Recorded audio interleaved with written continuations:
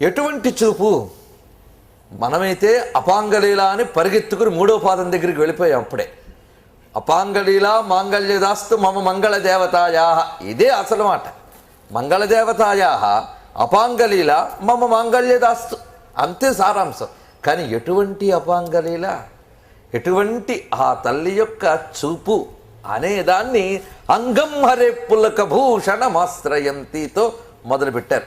అంటే మనమైతే మహాలక్ష్మి చూపు అంటున్నాం, కానీ గురువుగారు మొదట చూసినది మాత్రం విష్ణుమూర్తిని చూశారు. అది విశేషం.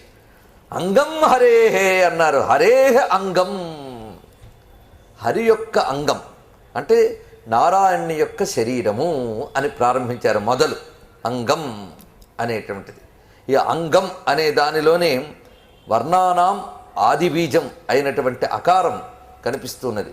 శ్రీచక్రంలో మాతృకాన్యాసం చెప్పబడుతూ ఉంటుంది. అందులో ఆ అనే అక్షరం ప్రారంభం. ఈ ఆ అనేది ఒక పెద్ద అపాంగలీల. అక్షరముల గురించి చాలా విశేషం ఉంది. ఆసక్తులు కూడా ఇందులో నిక్షిప్తం చేశారు. ఎందుకంటే శ్రీ విద్య మాతృకా విద్యగా కూడా చెప్పబడుతున్నది. మాతృకా వర్ణ రూపిణి అనే నామం మనకి ఉన్నది కదా. అందులో అకారం నుంచి హకారం వరకు ఉన్న అక్షరములన్నీ కూడా అమ్మవారి యొక్క స్వరూపం. ఈ ఆ నుంచి హా వరకే ఈక్షణ శక్తి ప్రసరణం మొత్తం ఉన్నది. ఆ ఆ నుంచి హం లోపలే సర్వాక్షరములు నిక్షిప్తమై ఉన్నాయి. మనం ఆడే ప్రతి పలుకు, మనం మాటలెందుకు ఆడుతున్నాం? ప్రపంచం కోసం మాట్లాడుతున్నాం. ఈ ప్రపంచంకి సంబంధించిన ప్రతి పని, ప్రతి నామం, ప్రతి రూపం అక్షరబద్ధం. ఈ అక్షరములన్నీ ఆ నుంచి హా లోపలే ఉన్నాయి. అందుకు అహంలోనే అన్నీ ఉన్నాయి. ఆ హా మధ్యలోనే సర్వం దాగి ఉన్నాయి. అందుకు ఆది బీజమైన ఆ అనేది ఉన్నదే, అది పూర్ణ వికసనానికి గుర్తు. మనం కూడా మాట్లాడేటప్పుడు పూర్తిగా నోరు తెరుచుకునే అక్షరం ఆ.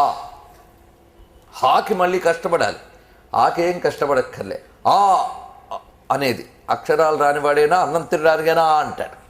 ఆ అని అనగానే ఆ పూర్ణ వికసనం అనే దాన్ని తెలియజేస్తుంది.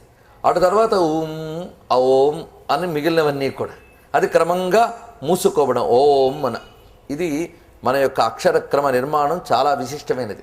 అందులో అకారంతో ప్రారంభించడం వర్ణానాం ఆది అనడు. అలాగే అకారం వర్ణానాం అకారోస్మి అని చెప్పాడు కదా కృష్ణ పరమాత్మ గీతలో.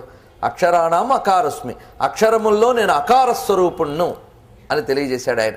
అందుకు ఆయన్ని తెలియజేస్తున్నారు కనుక హరేహే అని అంగం హరే పులకభూషణమాశ్రయంతి అనేటువంటిది. హరి యొక్క శరీరాన్ని ఆశ్రయించుకున్న అమ్మ చూపులు నాకు మాంగళ్యములిచ్చుగాక అని ఇప్పుడు మరొక అర్థానికి వచ్చాం. ఇంతవరకు అమ్మ చూపులు మనకు మాంగళ్యములిచ్చుగాక అని అనకుండా హరిని ఆశ్రయించిన అమ్మ చూపులు మాకు ఆనందమునిచ్చుగాక. ముందు హరి అండి, ఆ తర్వాతే సిరి. అది గురువుగారు ఇక్కడ మనకి చెప్తున్నటువంటి విషయం.